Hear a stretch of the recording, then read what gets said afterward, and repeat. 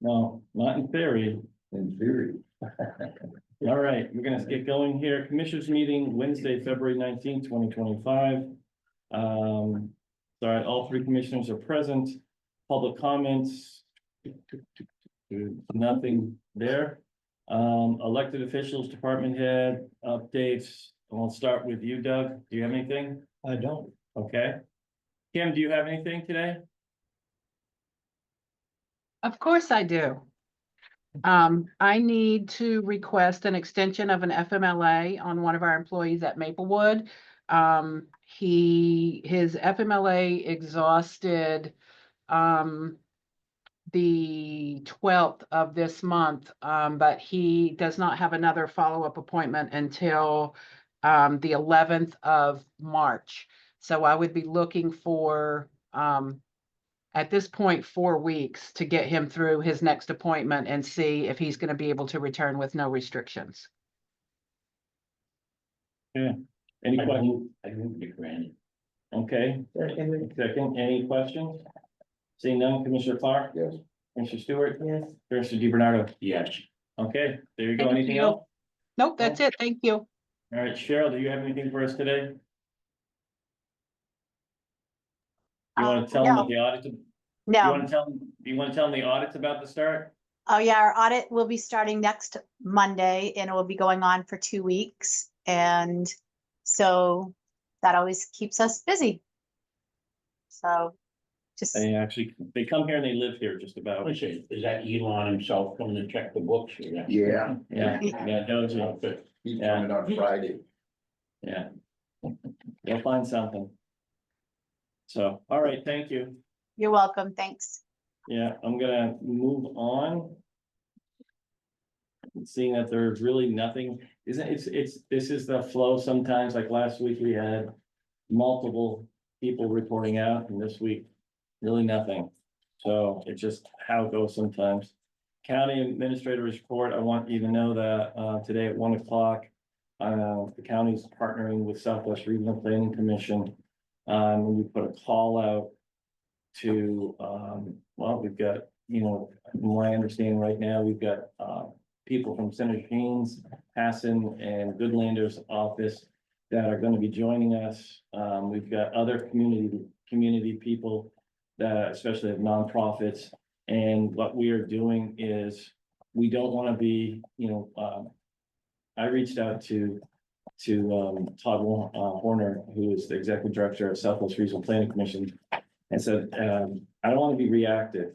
I want to be proactive, and I want to form a group that as changes occur, whether it's freezing of grants, whatever it may be, that we have a group formed that can come together quickly, discuss what that means. And if on the federal level, they hear something or they know something is coming, that they can give us the heads up as quickly as possible. Otherwise, if we don't do that, we're like, all of a sudden something happens. Let's get all together. So we are, with our first meeting today of this group is going to be today at 1 o'clock at County Hall and via Zoom. Yep. And via Zoom. And so that's what we're looking at. We're just, with everything that's coming out of Washington right now and so many unknowns, we're trying to see how we can best support our community. And today's meeting is more about talking about a little bit about that, but also saying who those stakeholders that aren't at the table right now that we're not thinking of. So that we best prepare ourselves to see what is coming. I mean, I hit upon it last night a little bit in reference to Medicaid. And if they are going to go to block grants to states, in my world, everyone that's ever talked about that, it means it's a reduction on some levels because they take all categories and put it into a block grant and they smush it down. And so I don't know what that would mean to us for reimbursement of Medicaid on multiple levels. And it could have a significant impact to taxes to be raised in the future. It's a concern, but there's nothing to base on but fear. Yeah, well, I think it's important that everybody starts thinking about their programming and see what's most vulnerable. Yeah. So that they can start planning alternatives.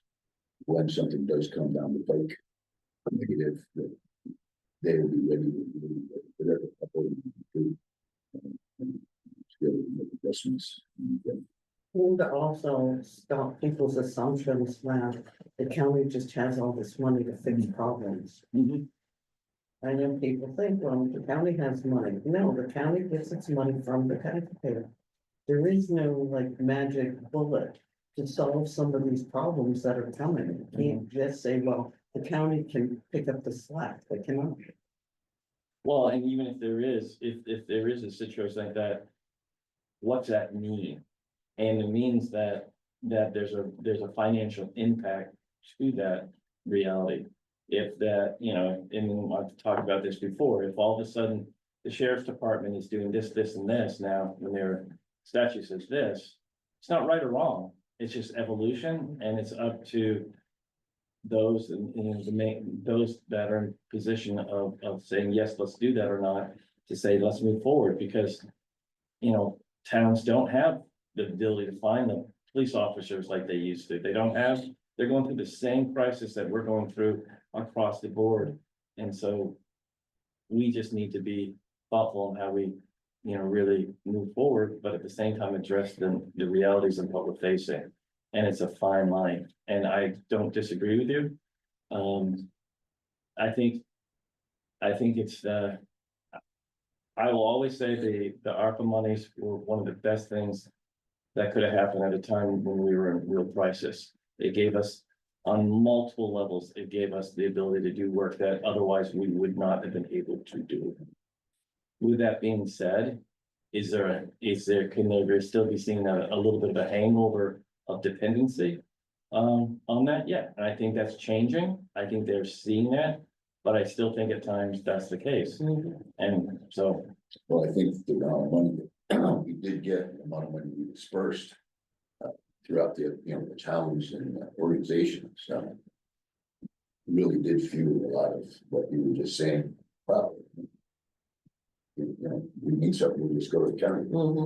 yeah, That's $14.5 million is gone. yeah. It was great. Everybody had a lot of programming. It was. Well, we were able to get it out the door. Yeah. That's the biggest Quickly. thing. Very quickly. quickly.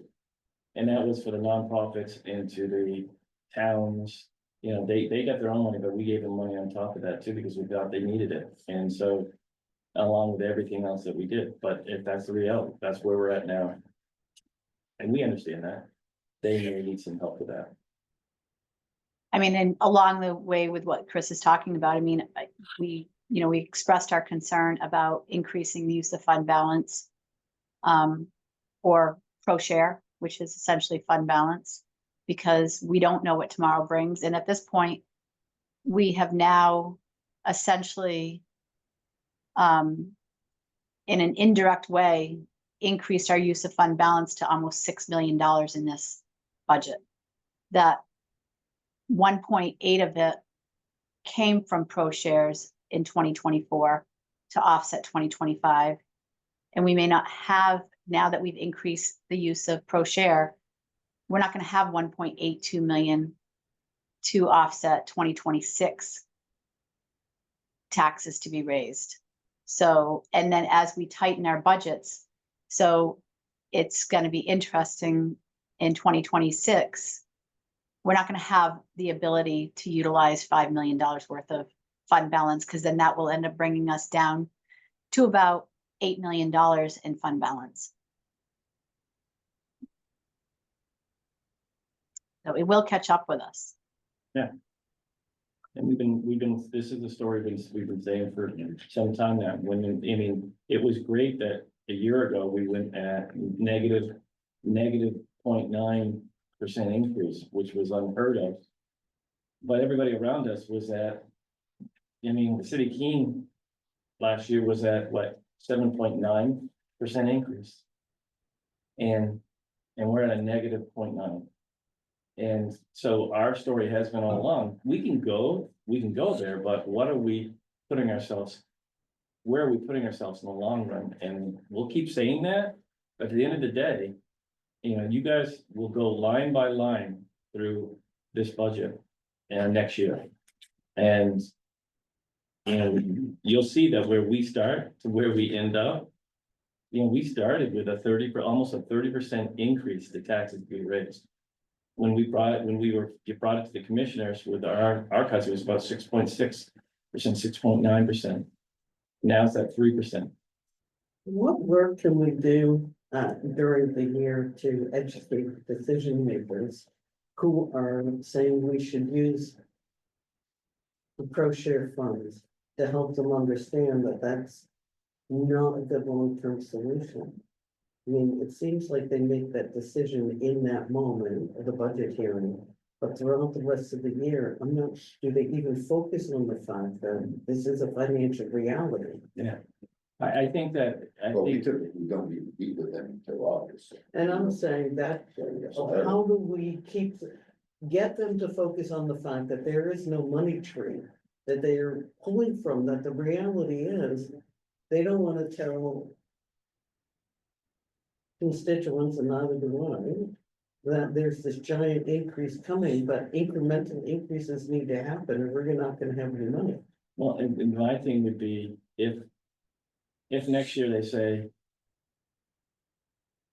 2%, if next year we get to a 2% decrease, just say, then it should be a 3% increase or a 3.5% increase.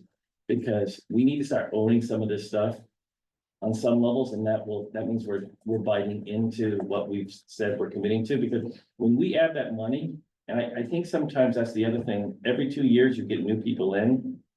And when you, like, this is not a one-time thing. When you put that money in place, unless on a low year, we added 2% to take some of that back and own it, then we're gonna be in this cycle. And that's why I always thought, I've been saying, I said it to the commissioners, I said, I think we're in like a 2, maybe 3, but a 2-year cycle where we need to get past this moment of time, and then I think we've gone 10 years with low budgets. It's unheard of the level that we have been, but we've been doing that. The only year in there that we had that major increase was when we bonded the 36 million, and it went up to 12.2%, but the overall budget was like 2%.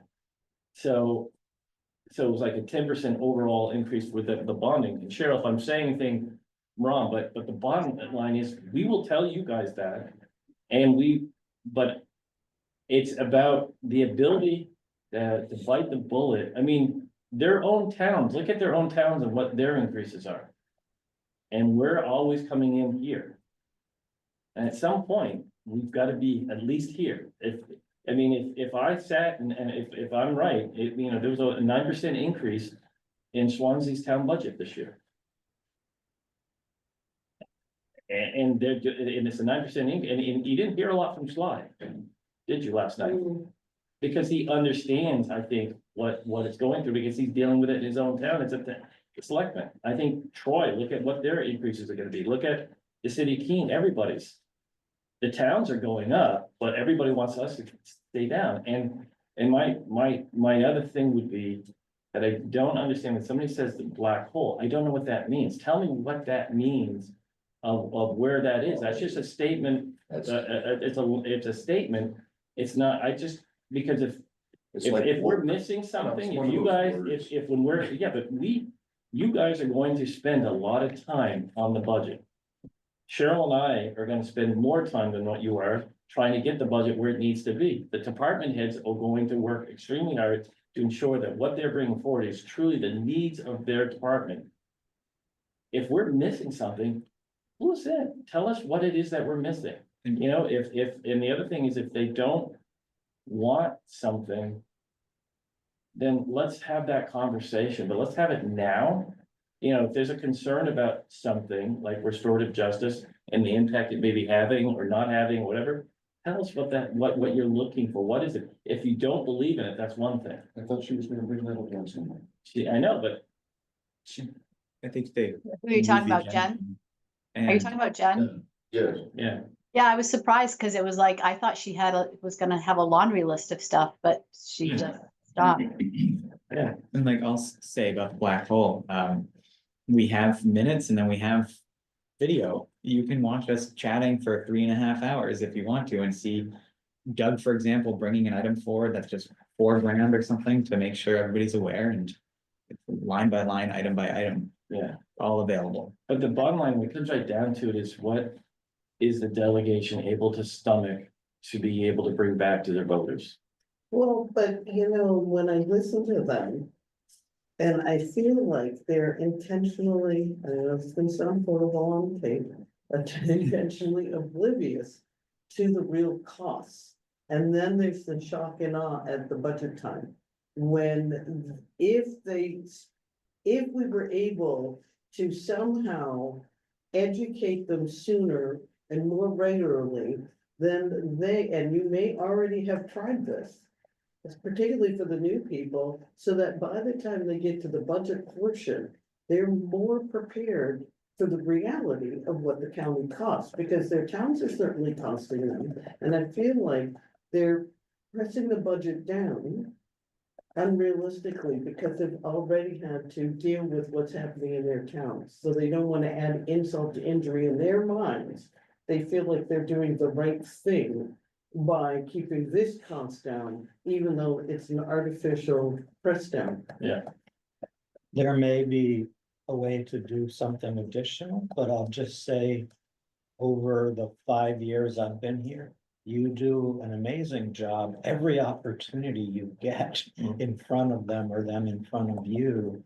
To try to keep educating, and they're changing over, but you tell this story and you're planting those seeds, and I think you do a good job of remembering that, and it takes a little extra time to go off and tell that story, but doesn't mean there isn't another opportunity to try to get out ahead of it that we're not doing, but. Well, and I think that, I appreciate that, thank you, but I also think that. Next year's budget is gonna be a hard budget. I say this every year, but I'm telling you, next year it's going to be hard. Why is that? Because some of the monies that we lean on. Like with federal inmates, right? Well, we bumped that up this year. Why did we bump that up? Because he's got a cost of $650,000 for his security system as a whole. That needs to be replaced. So we said, instead of bonding or instead of going after lead, we're gonna take that added money and put it into the capital reserve. And then next year, the capital reserve, and then in the last year, we'll get the system. And that's how, and so that added money that would go back in the general fund isn't going to be there unless we have the ability to go higher than the 43 or whatever it is that we came in at. If we're, then that difference will be, but it'll be less that the other money. So, what they don't. And we said that, we've said that to them. So it really comes down to where can they see they can go? But their own towns are like multiple points higher than what ours are. And we have a track record. I can show you in a heartbeat, and I've shown you in a heartbeat where our numbers have been. And that, we only showed you 2019, but we can go back farther. And we've been low for years in a thoughtful way, but we've been able to do it during that time. But this salary and wage thing has caught up to us. And if we don't own it, it's going to be problematic in the future. And we are now on a path, if we don't correct it, where I'm really concerned that we're heading down where I've seen others go. All of a sudden, that fund balance goes down and down and down, and it's going to affect our rating for Moody. And so when we go to bond, if we're now single A instead of double A, that means that 4% maybe 5.5% or whatever it is. That's what we're thinking all the time on. I was gonna ask Cheryl if she had any concerns with the upcoming audit about that credit rating. Is there anything that's happened this year or they might be looking at next year that is going to affect that? So our audit, that wouldn't have anything to do with, they basically want to make sure that our financials as they're presented, that that there's no material misstatements in them. So that's what they're looking at, our internal controls. They're just making sure that our financials are adequate. When Moody's, if and when Moody's does a review on us, they could be concerned with the amount of fund balance that we're using to offset taxes to be raised. But, you know, in the past, we've kind of been able to suggest that, you know, we have this system of replenishing it with a chunk of pro share funds, but that's not likely for 2026. I guess we're gonna have to wait and see what we end up getting for pro share funds, because right at the moment, with the $1 million increase, we've now allocated $4,050,000 in pro share. And Chris and I have a sense of understanding the system for what the state does in order to reconcile the pro share funds. And it has everything to do with our Medicaid cost report and them doing estimates as well, because they're basically fronting us some of the pro share based on estimates of where they think we're going to turn out. And then they go and then they re-reconcile it. And we've seen other counties get like a major negative reduction in a future year because of the state doing an inaccurate estimate for the prior year. So that's what's always concerning, is when the state goes and does the reconciliation of the new pro share, they could be taking money back that they gave us out of the 5.2. And so it's just an uncertainty. And I think that's what we get concerned about is, you know, the delegation or the executive committee last night said, well, okay, if we overshot ourselves, we can reconcile it or rectify it in August. Well, unfortunately, even if we do that, then where do we stand?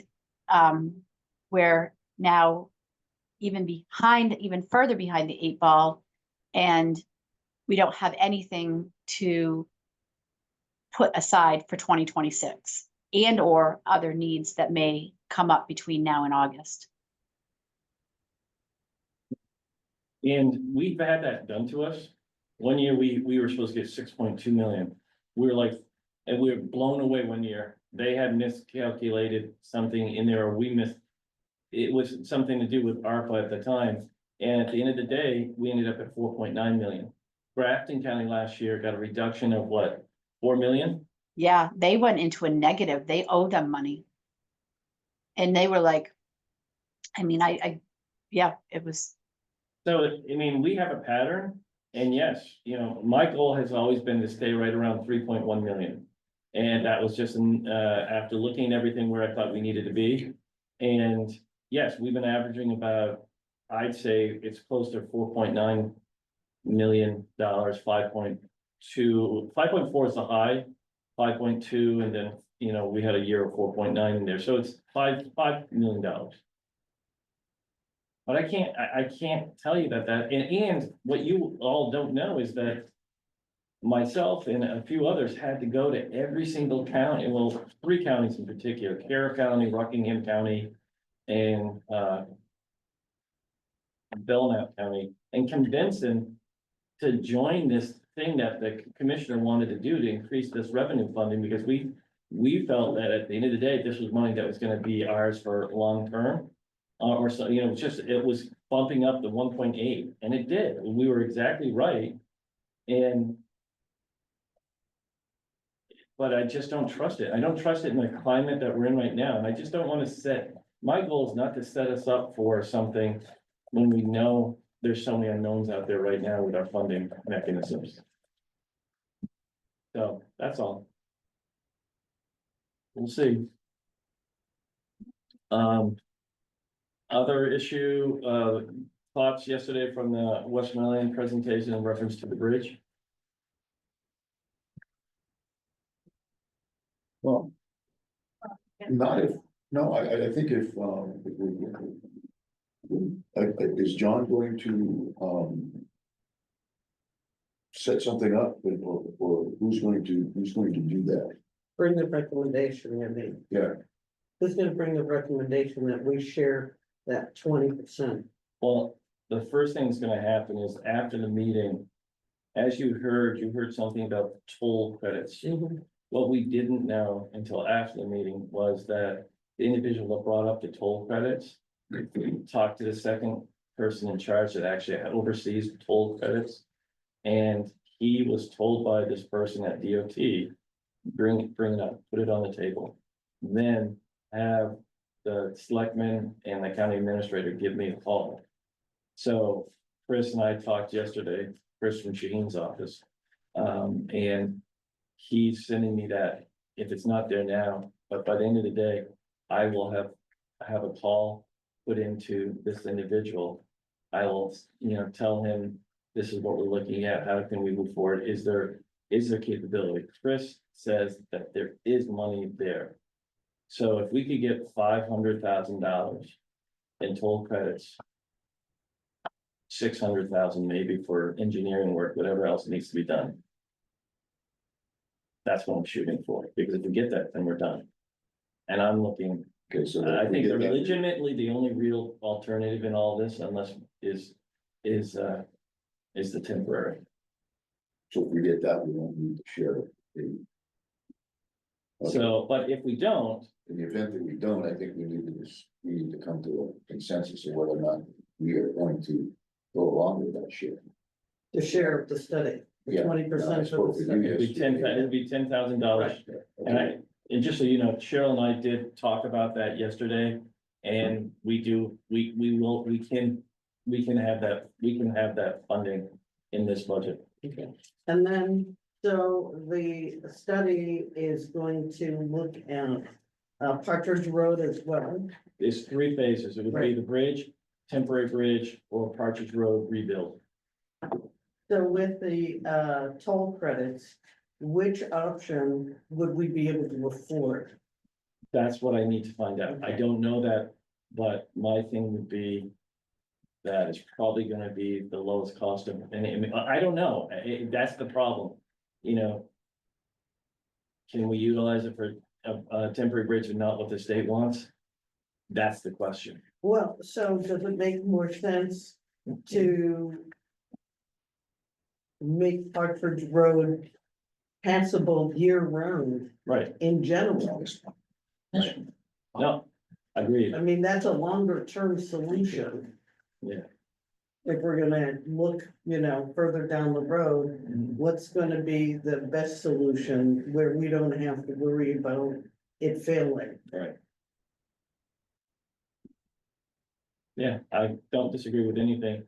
I think the study will probably have to be done. Yeah. How long are we talking as far as for study coming back? I'd say probably a month or 2. We can do that, or maybe 3 at the most. From what they were saying yesterday. Cause they know that we're looking to see if we can fast track this. We won't get a full study, as you heard yesterday on Partridge Brook Road, but he'll be able to work something into it. To give us enough information to be able to move forward. So my thing would be, I'll have this call, I'll report back out to you next week, we'll have the call linked. Or sometime this week. And then you guys will just have to make the decision. I think the study's gonna have to happen no matter what. Right. So that's meaning committing 10,000 in partnership to try to see if we can resolve this. It doesn't say that we're doing anything more than that. But my thing, and I think I made it clear multiple times, Mr. is I'm gonna worry about the people that are traveling those roads. I gotta worry about the residents. I gotta be able to make sure in a crisis. I mean, if you look at how many times the ambulance has been out there, it's, 170 some odd times. We've been in Westmoreland, of which I think 120 is for the nursing home. So I can verify those numbers, but majority of calls in Westmoreland, strong majority is the nursing home. And yeah, I think that sometimes I probably get myself in trouble, but I think the system sometimes is a little bit how we have the system. You all have a meeting every week with us. So you have a understanding of the flow of what we do and the day-to-day of what we're dealing with.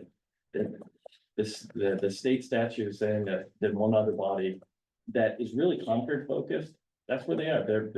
That's the majority of the time is in Concord. And then they come down here and just say, we have final decision about this. It just sometimes having enough information to be it make yourself dangerous around thinking you understand it full, and especially, you know, when you've been here for a period of time, things change.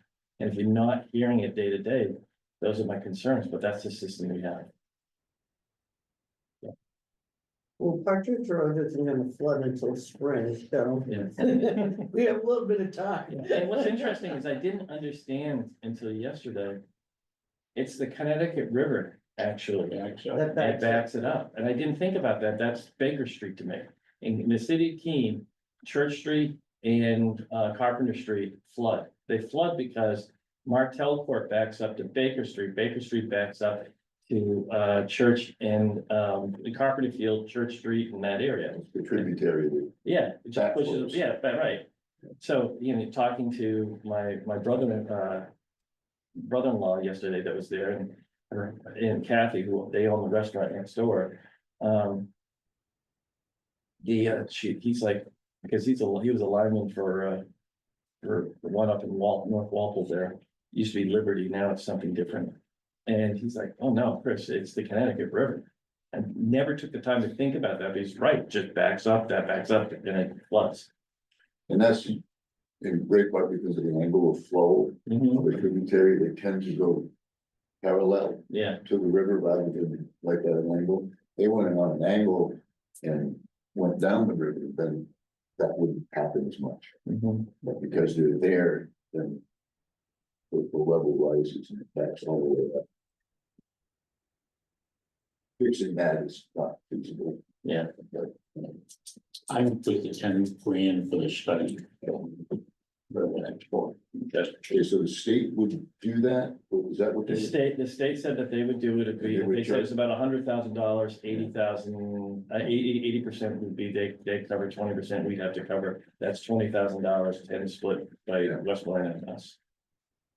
And even Mark was one. And he came over and apologized afterwards. He said, I had to be the bad cop. And I said, no, you didn't. I said, no, you didn't. We already know the issue, and it's all about money. Yeah.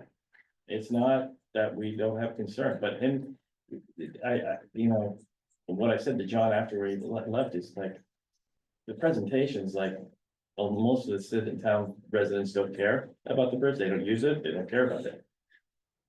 It's not what we're talking about. It's like, it just sours. It's all a matter of where It you just- live. I mean, Yeah. just because you don't use it doesn't mean that. Well, clearly 1,200 people a day use it.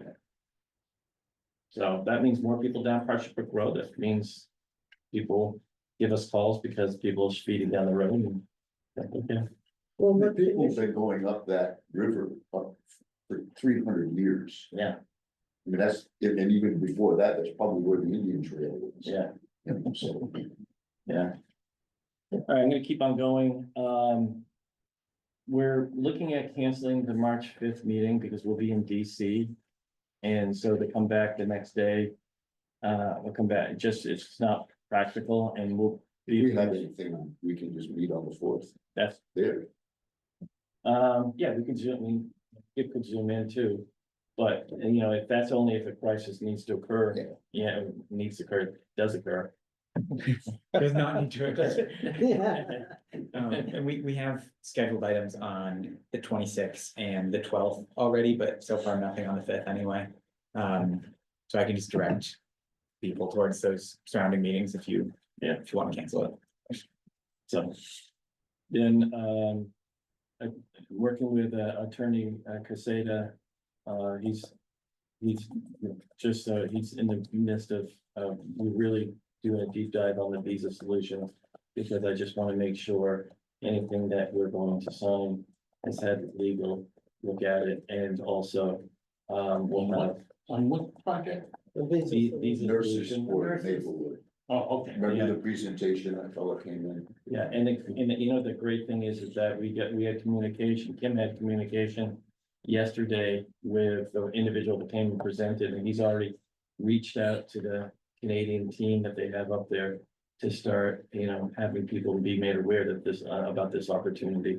So that they can start seeing if there's, they can start lining people up to come down there. They're coming in spite of the hockey game. I have a question We in welcome regard, them. We welcome them. Yeah.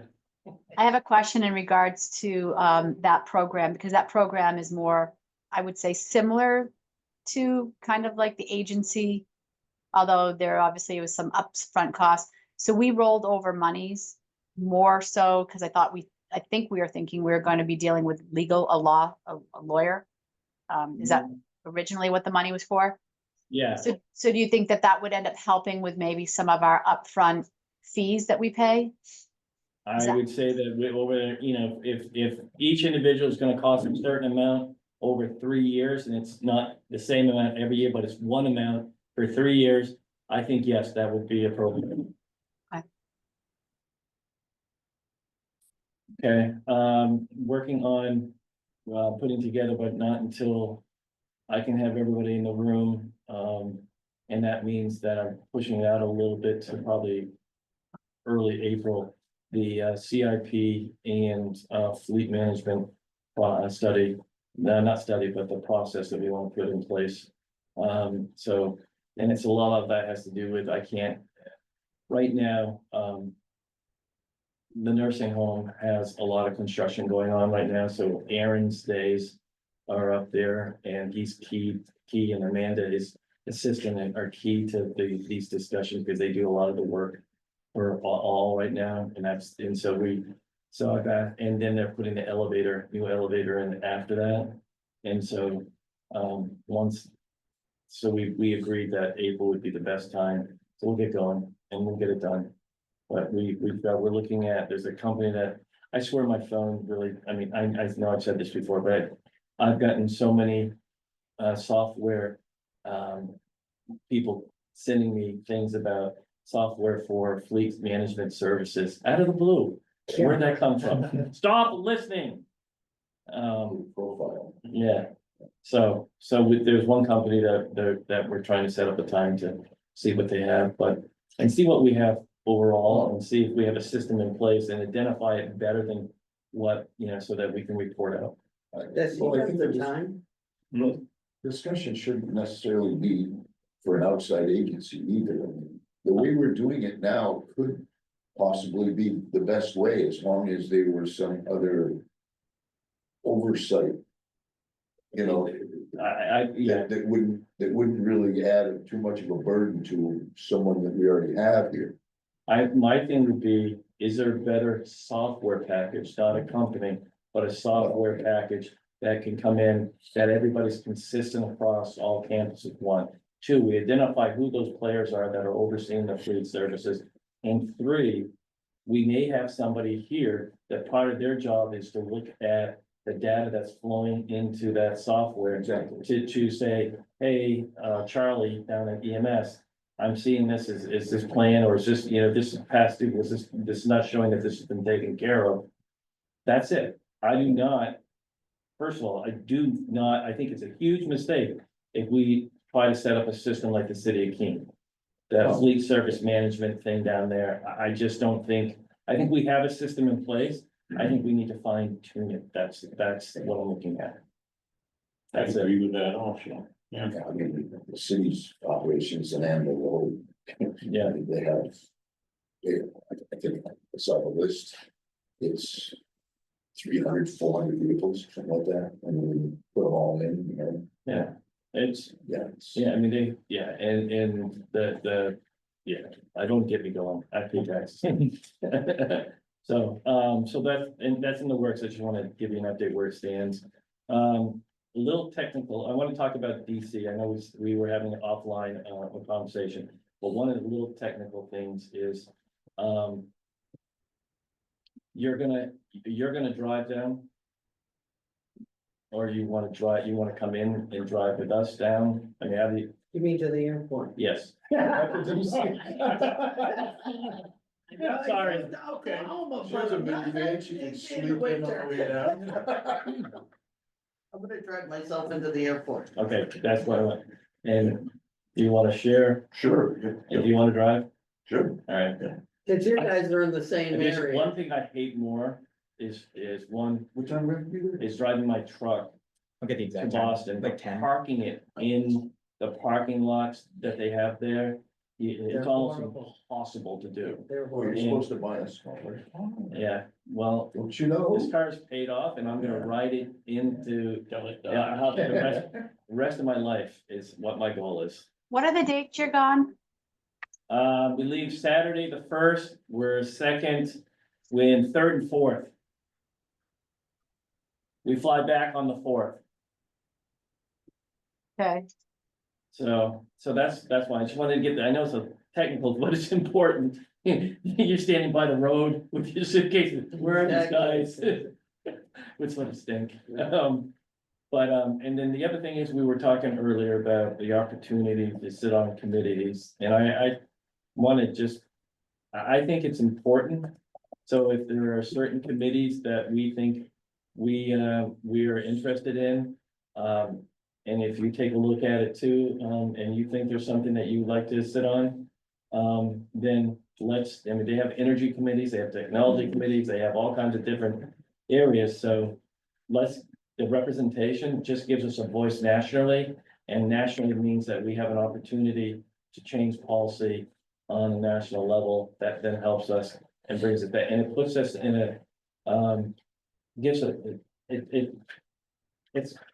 Right now, I said this earlier, Josh Meehan, who is the executive director of Keene Housing.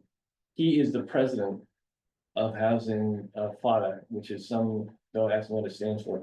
But he is the president right now, nationally, of this organization, Keene Housing.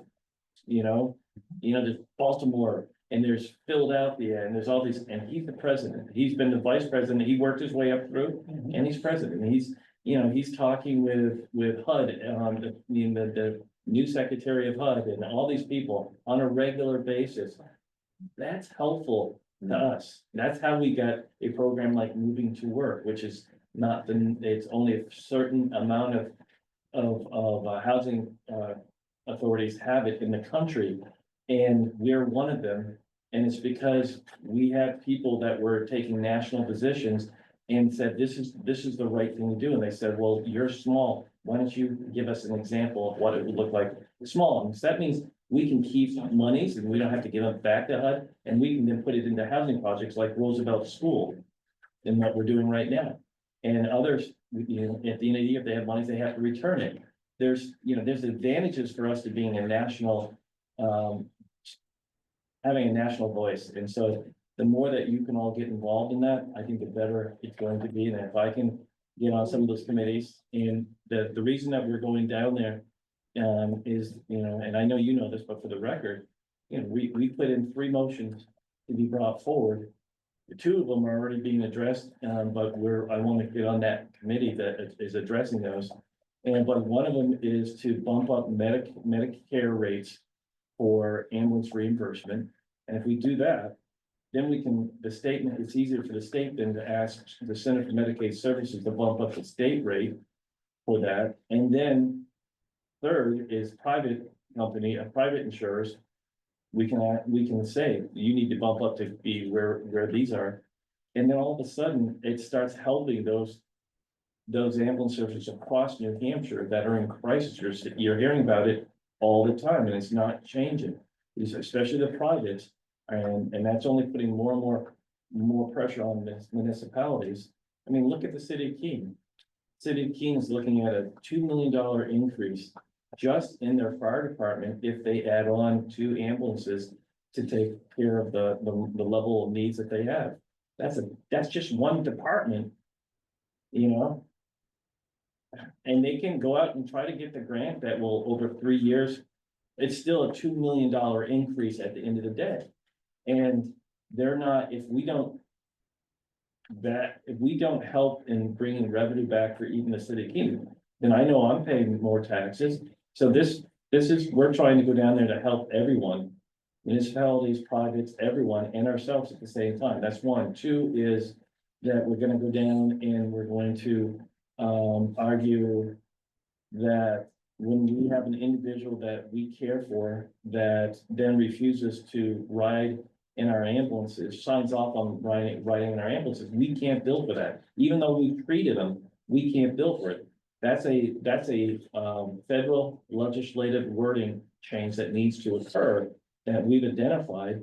And if that, we can get people to work with us on that, and that's why we presented it, because then the National Association of Counties and their legislative wings work with the senators to make these changes and the representatives. And then last one is, we've been working with Southwest Fire Mutual Aid. And Southwest is in the midst of doing the same thing that we did with Fire Mutual, with Sheriff's Dispatch. And is upgrade their systems in the community on their towers so that they can have telecommunication radio frequency throughout the region, so that when they have a 911 call or a health crisis that's going on, they have communications with everybody that's involved. These towers the equipment on these towers are 15 to 20 years old. They have to go on eBay to replace their parts. And they, it's catastrophic if things go down. And I've said this before in this meeting, but Massachusetts experienced loss of 911 services this year for 2 hours. And that was because somebody hit the wrong switch. Literally, it was somebody hit the wrong switch. And for 2 hours, they had to figure that out. Disruption. And then they hit the switch back on, and the system goes back on.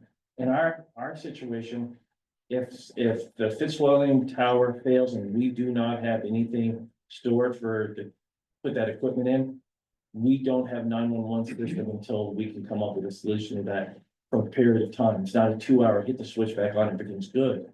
So this is really important. That cost is $4.8 million. That would mean that if you are a town currently paying a certain amount to Southwest Fire Mutual Aid for 911 services, that would go up 350 to 450%. That is what you're paying. We saw one town go over $200,000 up to $700,000. That can't happen. That just can't happen. So far, we've been able to raise 2.2 million of the 4.8. We're going down there to argue this should be something that should be that across the country with the climate issues that we're facing, and with and that everybody's struggling. I mean, in New Hampshire alone, the Capital Dispatch Center there has the same issues we're facing.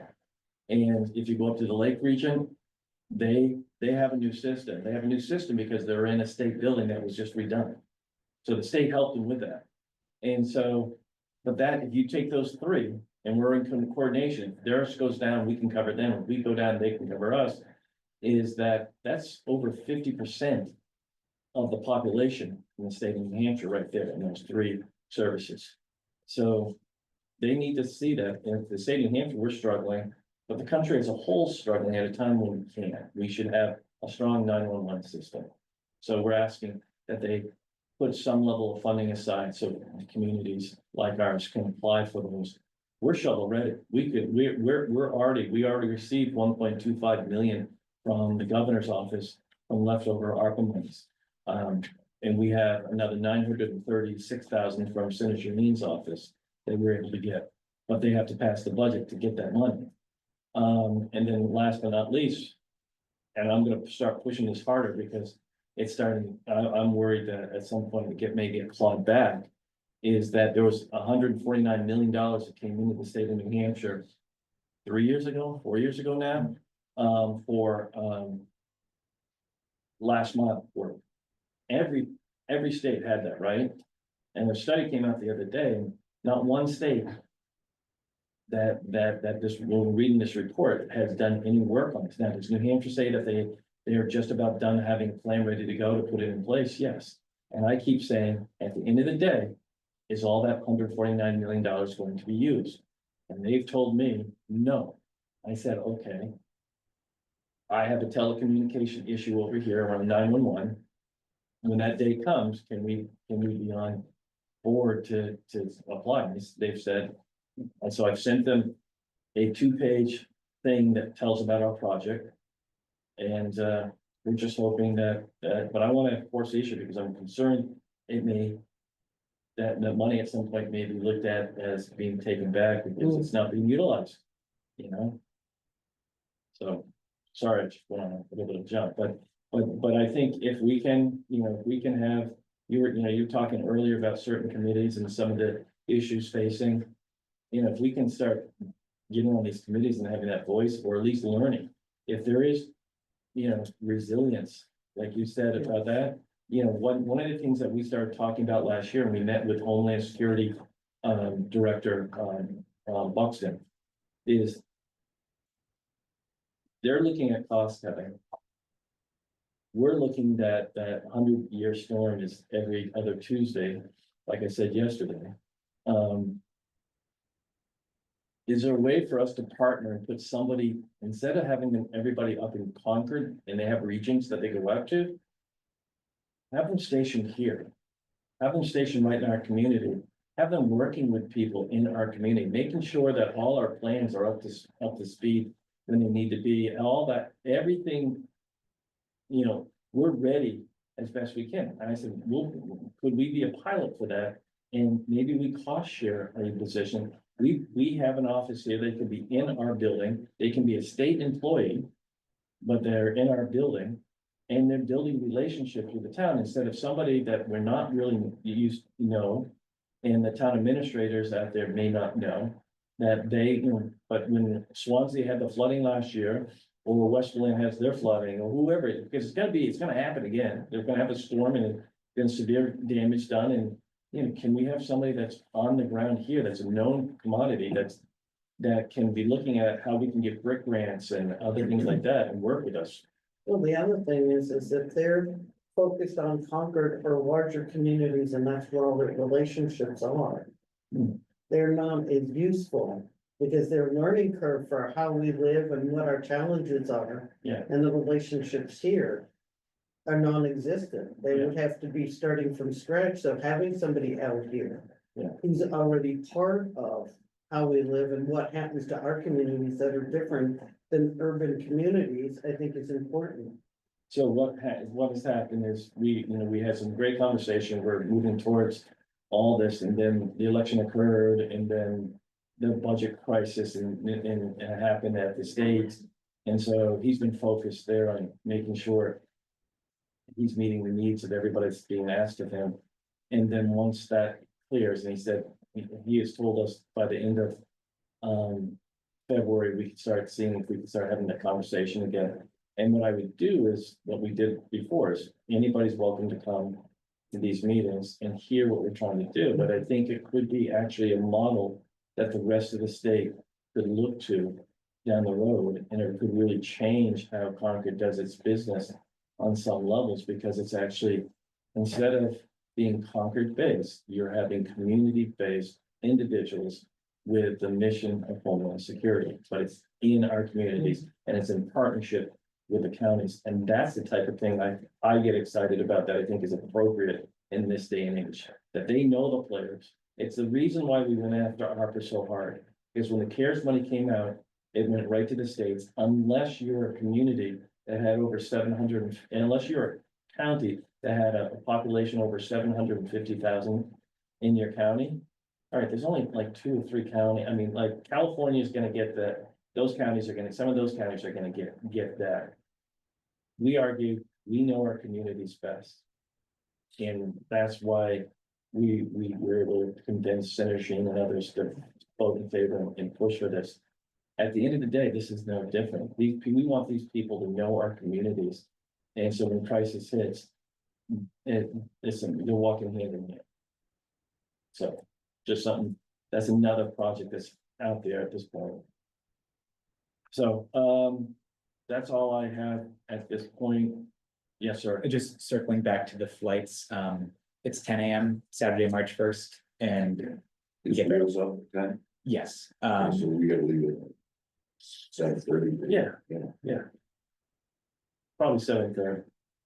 So I can go to bed, go 'cause it will be kind of busy on Saturday morning, and then we leave at 5:15 on Tuesday, March 4th, which will maybe cut into Capitol Hill time just a little bit. We're only about 15 minutes from the airport there. But it was the only flight out that wasn't at 10 p.m. So I made the executive decision that you'd want to be home at 7 Oh, I like instead of 2 driving. a.m. Down Route 9 at 1 o'clock. in the Yeah, morning. yeah. Well, I apologize, maybe I'll see if I can switch. No, it. that's okay. No, he's my ride. Okay, I'll see if there's one at like 2 AM for you or something. And I'll have all this information for you beforehand in a packet. I'll bring it to you, next week's commissioners meeting. Yeah. Hotel's all set. All good. Because Thanks. as far as communications go and the sheriff putting in the new systems, how are small towns? I've had some concerns from some of the chiefs as far as software compatibility. Are we looking into that at all, or? So. Sheriff would have to, or Arlene Crowell would have to answer that question. My understanding is the system we put in, actually. Was supposed to be able to work with digital and analog. But that over time, they wanted to change that over to, like, some of the monies that's in the 4.8 million for the fire services is radios for the towns, so that they're up to speed with what the change would be over to that. So, Right now, they have to call our dispatcher. mhm. Right, but At the end of it, they were hoping, or I mean, at the end of it, they could just use their own little computer and a cruiser to pick up all that information. you would have to ask the sheriff, or I can have the sheriff come in and address that. But my understanding too is that they have a congressional spending request from Shaheen for a certain amount for radios for community, and it's hung up because you don't have a budget, and until you have a budget, they can't spend, that money can't be sent out to the communities. So I think there is some level of thought around that, but I'll talk to the sheriff about that. I have to tell him some other news today, so he'll be happy to see me. Yes, he will.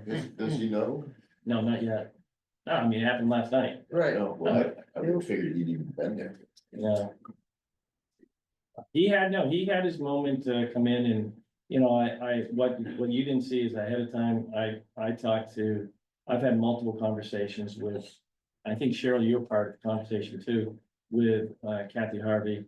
But at the end of the day, that's what she wanted, and she was able to get a majority of the vote, so it is what it is. There's nothing, And it has nothing to do with us, no. Yeah. period. We No. put it in, they took it out, Yeah. end of the story. It's not our And wheelhouse. he got, right, and he had an opportunity to come in personally and make a second argument Yeah, to them, Yeah. and they're the body who made that decision, so, well, he Well, might he be. did during his presentation. Right, Yeah. but we brought him back. he came back a second Yeah. time. And the bottom line is that's exactly one of you commissioners, it might have been Jack, it might have been you, said, we'll put it in. And they can take it out if they want to, Right. I think is what and what they Yes, that's did. what it was, yeah. And that's how it should work on some levels, you know, And So- then, So we'll yeah. make sure we'll get that paperwork on the electric cruisers. Yep, absolutely. See him today. That'll make you, Working what? EV cruisers. Oh, okay. Well, I did the local organization work out some stuff. We just have to be good. Do you want this physical version back directly, or do you want me to just send you a PDF of it and give him this version? Oh, that's you. even a better idea. Yeah, Right, then you'll have it yeah. digitally. yeah. Great. Okay. Yeah, I'll do that today. okay, that's all I have. I'm gonna move on to old business, is there any old business? Okay, any new business? No? Consent agenda items, vote to accept the weekly manifest and minutes of February 12th, 2025. Okay, Okay, Commissioner Clark, Yes. Commissioner Stewart, yes. Commissioner DiBernardo. Yes. I did the minutes by watching the Zoom, obviously, and I saw you say, Davis would be proud of you for him getting the Zoom. I am. Very good. Yeah, he did good. I just wanna, hey Cheryl, are you okay? Yes, I am okay, but I'm a bit shaky. My space heater just when you're on here, just all of a sudden started sparking and there was a fire in my outlet. Oh, dang. And I didn't know what to do, but I pulled the cord. But I mean, I didn't hurt myself or anything, but I pulled the cord way down and pulled it out of the wall, and my whole office now smells like metal and electricity, and it scared me. Wow, yeah, Perfect that's timing, scary. since our safety officer just walked out the door. Oh, did he? Well, Yeah. maybe he's the one that's made it happen. Uh, I just called facilities. They're on their way over. So, Before I forget, Cheryl, on these, sign offs on these, Oh, yeah. Claudia put her initials on reviewed by rather than below and approved by. Do we need to redo them? no, that's fine. That's That's fine. Yeah, but thank you for pointing it out. That's totally fine. Okay, general discussion, anything calendar? So 2 weeks ago, I mentioned that the August date that we chose did not work for Glendale. Did everybody check to see if August 27th could work instead as our second option? I'll be here. Great, me too.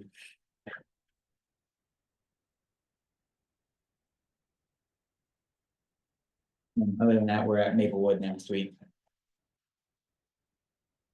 August 22nd. It's fine.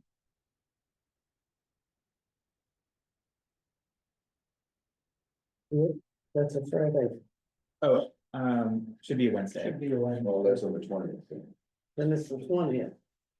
27th was the, Oh, 27th. 20th was the original one. Yeah, 27th. 27. And you have a commissioners meeting or, yeah. So I have great. Okay, then that's what it is. Okay, great, thank you. Okay. I don't believe, is there no, I didn't, it wasn't a non-public, right? Nope. Okay. So motion to adjourn. So moved. Second. All right, Commissioner Clark, Yes. Commissioner Stewart, Yes. and Commissioner DiBernardo. Yes. Okay, thank you. So the committee, that I'm interested in is the agriculture and